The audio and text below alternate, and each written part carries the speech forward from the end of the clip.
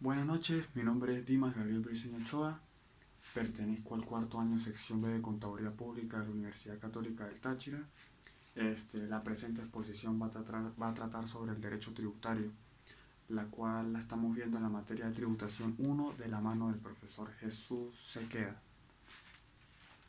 Esto será un resumen acerca de todas las clases que hemos visto a lo largo de este periodo universitario, pues para facilitar, para demostrar nuestro aprendizaje en lo que va de año. Para empezar con el derecho tributario, para introducir en el tema, debemos hablar acerca primero de lo que son los tributos, ¿sí?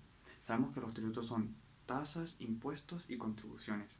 Las tasas son aquellas que cuando las cancelamos, esta nos va a generar una contraprestación inmediata, como por ejemplo el servicio de aseo urbano. Tenemos también los impuestos. Los impuestos son aquellos que cancelamos, pero no generan una contraprestación inmediata, como lo es el caso del impuesto sobre la renta. Y por último tenemos las contribuciones. Las contribuciones son aquellas que cancelamos pero tienen un fin específico. Es decir, se utiliza el dinero para un fin en sí.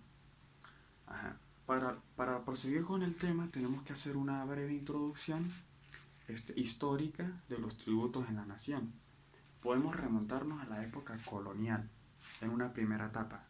La primera etapa consistía en tributos simples. Ya se empezaban a ver tributos aunque no se denominan tributos. Por ejemplo, teníamos lo que es el almojarifazgo, que era un tributo que pagaban los comerciantes por la entrada y salida de mercancía en el país.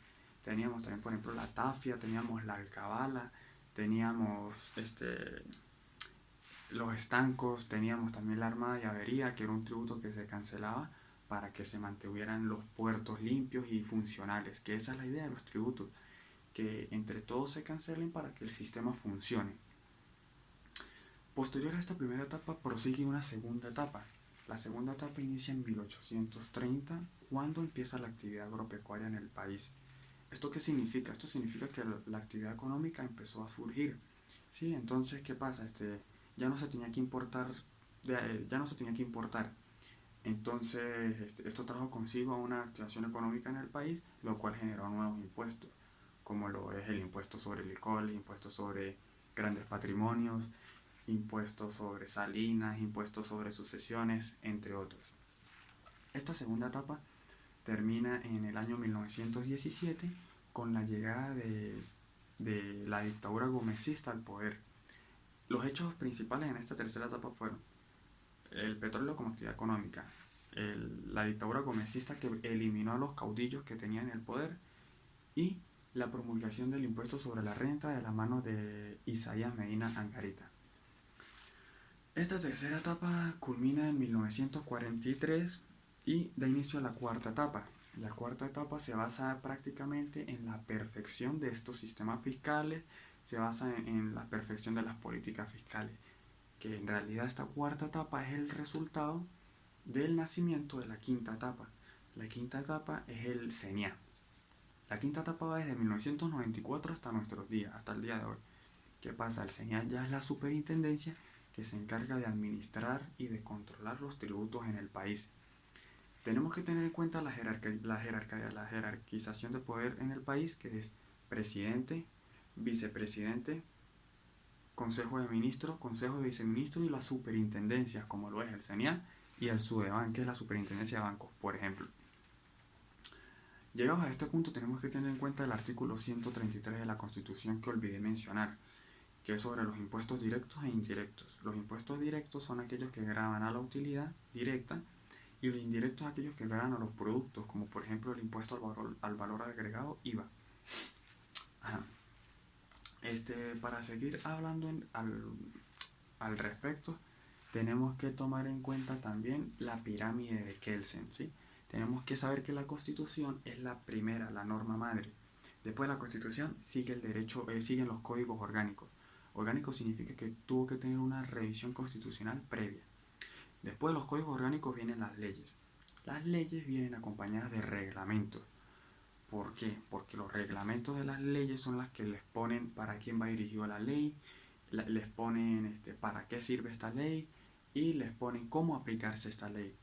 Esto es importante saberlo porque un impuesto no puede ser cobrado si no está estipulado antes en una ley.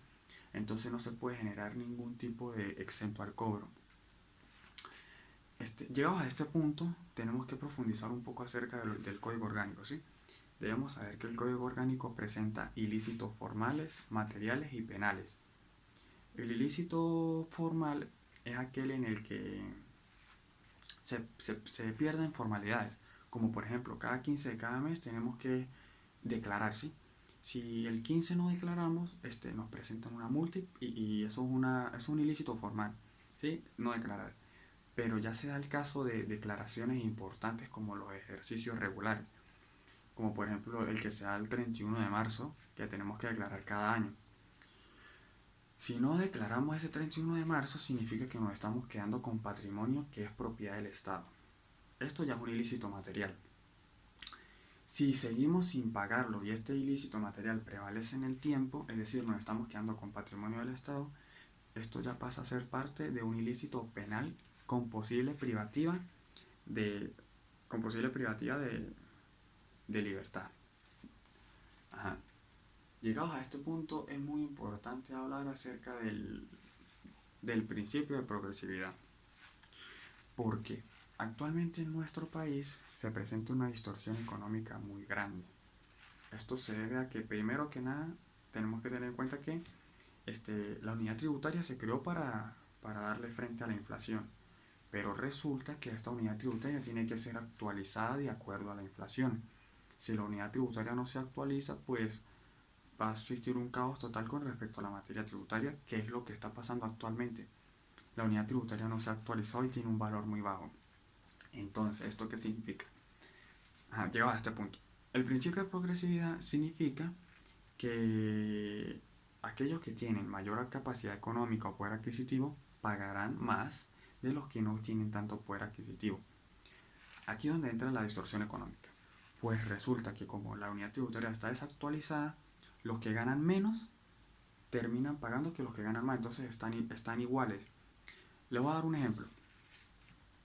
Aquellos que generen más de 500 unidades tributarias al año, tendrán que pagar el 34% del impuesto. Sabemos que la gente que gana bastante dinero, pues paga el 34%. Pero resulta que como la unidad tributaria está desactualizada y tiene un valor muy bajo, las personas que ganan poco dinero, terminan pagando lo mismo que las personas que ganan mucho. Porque, por ejemplo, 500 unidades tributarias son, por ejemplo, 20 bolívares al año. Y el salario mínimo son 74 bolívares. Eso significa que ya estoy pagando lo mismo que los que ganan bastante. Entonces esto es importante saberlo porque significa que el principio de progresividad está desvirtuado, no se está aplicando como debe ser. Esto se debe pues al problema de la inflación, pero ahí lo que se tiene que hacer es actualizar la unidad tributaria. Entendido este tema, hablaremos acerca de los contribuyentes. Los contribuyentes es el sujeto pasivo que está obligado a pagar el impuesto, eso está claro. Pero tenemos distintos tipos de contribuyentes. Tenemos el contribuyente formal, que es aquel que no está obligado a pagar IVA. Tenemos el contribuyente ordinario, que es aquel que está obligado a pagar el impuesto. Tenemos el contribuyente especial, que es aquel que puede ser formal u ordinario. Pero este contribuyente especial, él es especial porque primero que nada va a ser el único de los contribuyentes que retiene IVA. Es decir, él termina siendo como un auxiliar al fisco y termina pagando entre el 75 y el 100%. Más nadie hace esto, solo el contribuyente especial. Tenemos los contribuyentes ocasionales, que son aquellos, por ejemplo, que vienen al país y pagan sus impuestos en esta estadía, como por ejemplo los artistas. Los artistas vienen, se establecen en el país, ganan dinero, pagan sus tributos y se van. Luego tenemos los contribuyentes vinculados. Para explicar al vinculado, prefiero dar un ejemplo porque esto es un poco más, no lo podría explicar. El caso es que en el caso de los contribuyentes vinculados, por ejemplo, yo puedo ser accionista en 3 negocios, pero en uno de mis negocios resulta que me ubican como contribuyente especial, es decir, voy a ser retenedor de IVA. Por vinculación, por estar en este negocio, por vinculación los otros 2 también van a ser contribuyentes especiales. Eso básicamente contribuyente vinculado. Ahora, los agentes de retención, que es otro tipo de contribuyente, son aquellos institutos autónomos que aunque no generan facturas de ventas, También sí generan facturas de compras, como por ejemplo lo es el Instituto del Deporte Tachirense. Estos institutos ellos tienen que comprar insumos para sus actividades a empresas que sí pagan IVA, o sea, sí generan facturas de compra. Llegados a este punto podemos hablar acerca del impuesto sobre la renta, ¿sí? El impuesto sobre la renta expone en su primer artículo que todos los enriquecimientos netos van a generar el impuesto, se tiene que pagar el impuesto. Ahora, adentrándonos al artículo número 2, este nos expone sobre el sujeto pasivo. Expone que el sujeto pasivo puede ser una persona jurídica o natural y esta va a estar obligada al pago. También nos expone que el impuesto va a estar sobre la utilidad del estado de resultados o sobre el salario si es un asalariado.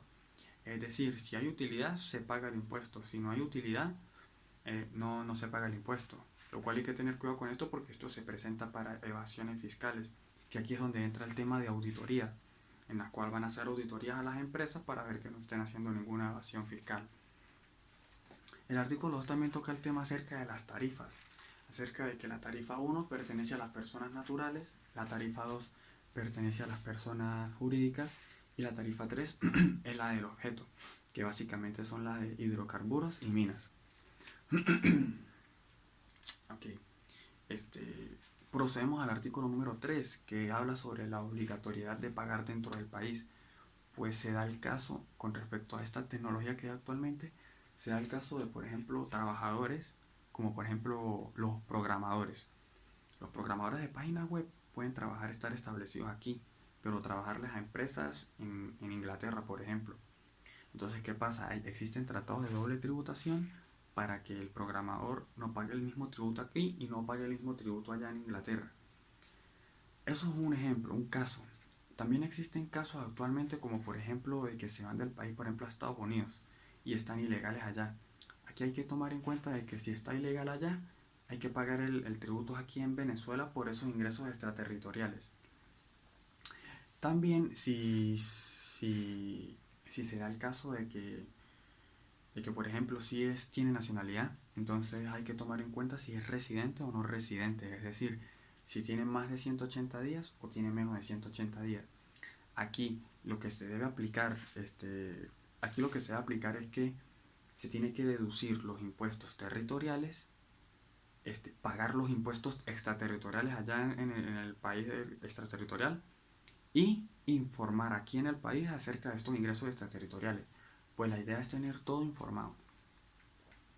Procedemos al artículo número 4, el cual nos habla acerca de que los ingresos tienen que ver con los costos y los gastos, de que existen deducciones personales, de que existen deducciones por cargas familiares y que esto es válido.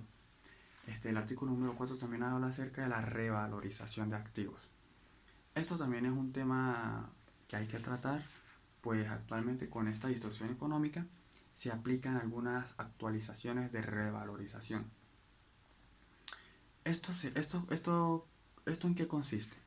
Esto consiste básicamente en lo siguiente. El Banco Central de Venezuela publica un valor. Este valor se llama Índice Nacional de Precios al Consumidor. Esto es un valor que toma en cuenta la inflación del país. Pues, ¿qué sucede? Hace 5 años el valor de una casa no es el mismo valor de ahorita. Entonces se tiene que hacer un proceso de revalorización en el cual hay que ver el valor del INPC en aquel año, compararlo con lo de este año y actualizar el valor. Eso es básicamente en lo que consiste la revalorización. Entonces, ¿qué pasa? Si en este proceso se genera una utilidad por revalorización, se tiene que pagar el impuesto sobre la renta, o sea, genera el impuesto. Si hay pérdida, pues no se paga ningún impuesto. El artículo 5 nos habla acerca de los diferidos, de que por ejemplo existen empresas como las clínicas y los seguros, que por ejemplo trabajan a 90 días el pago. Entonces este artículo nos expone que no, que por ejemplo usted va a cancelar el tributo de acuerdo a lo que usted haga en su ejercicio económico. No es que por ejemplo si de octubre a diciembre termina pagando el otro año. Entonces no, eso no se toma en cuenta, se toma en cuenta lo que usted haga en su ejercicio económico. El artículo 6 nos viene a exponer acerca de los ingresos y los tipos de ingresos. Está como por ejemplo todos los ingresos por propiedad intelectual como lo es McDonald's, franquicia, todos los ingresos por ejemplo por la industria del cine, envíos de transporte, todos los enriquecimientos que tengan que ver con bienes inmuebles como lo es el alquiler, todos los enriquecimientos que tengan que ver por ejemplo con la bolsa de valores y el enriquecimiento de activos. Procedemos a hablar acerca del artículo número 7 y es que este artículo nos habla acerca de nuestro tema 3, que es quiénes están sujetos al pago, a la ley. Nos habla de que primero tenemos a las personas naturales. Las personas naturales son aquellas que pueden tener un fondo de comercio, o mejor dicho, pueden ser considerados comerciantes como puede ser un hombre o una mujer. Se da el caso de que, por ejemplo, un niño puede pagar impuestos. ¿En qué sentido?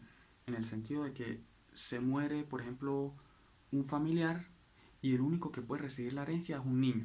¿Qué pasa? A este niño se le asigna un tutor que se llama factor comercial, que va a ser el encargado de firmar las declaraciones que se hagan para que las empresas sigan funcionando.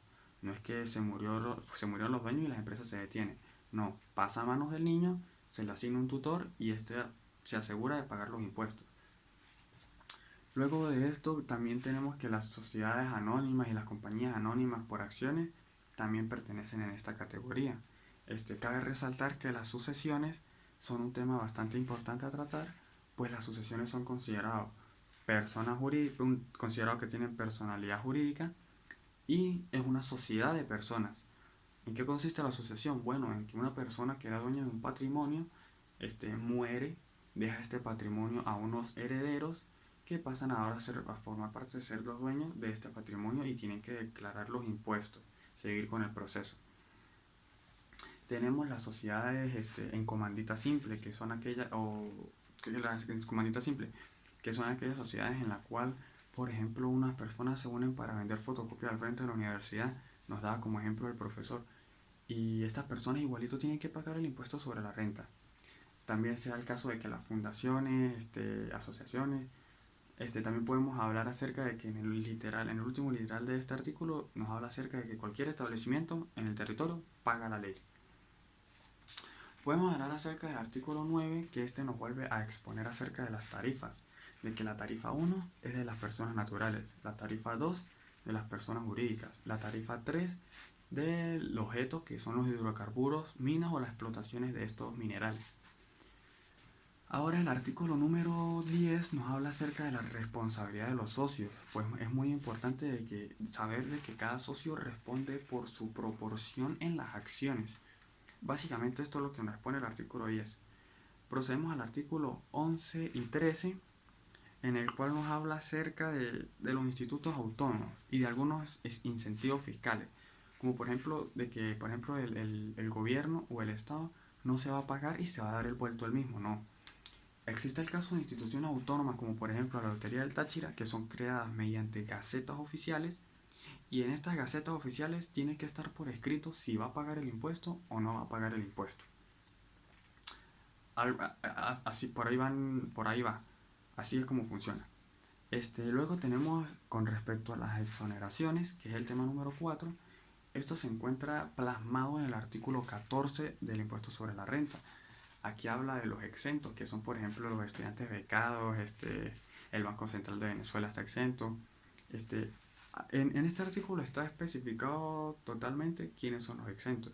Es muy importante saber que algunas exoneraciones se dan como incentivos fiscales para el mejoramiento de la economía. Por ejemplo, lanza la noticia de que si se monta, por ejemplo, una farmacia en Palo Gordo, porque no hay farmacias, el que monte una farmacia en Palo Gordo, se le dará un incentivo fiscal de 5 años de no pagar impuestos.